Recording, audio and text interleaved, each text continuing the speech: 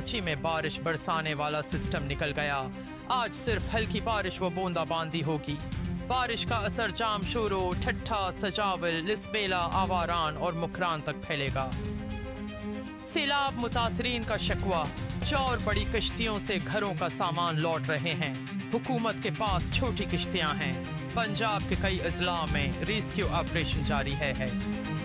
वज़ीर आली सिंध का कहना है सादी टाउन और सादी गार्डन दरिया के रास्ते पर बने हैं। हुकूमत ने जमीन उलाट नहीं की। मुलेर एक्सप्रेसवे का हिस्सा पानी से कट गया।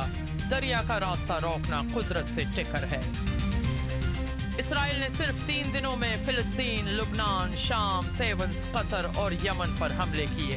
गजा में बमबारी से 50 से जायद फिलिस्तीनी शहीद और मुतादिद जख्मी हुए। दीगर ममालिक में भी दर्जनों हिलाकतें।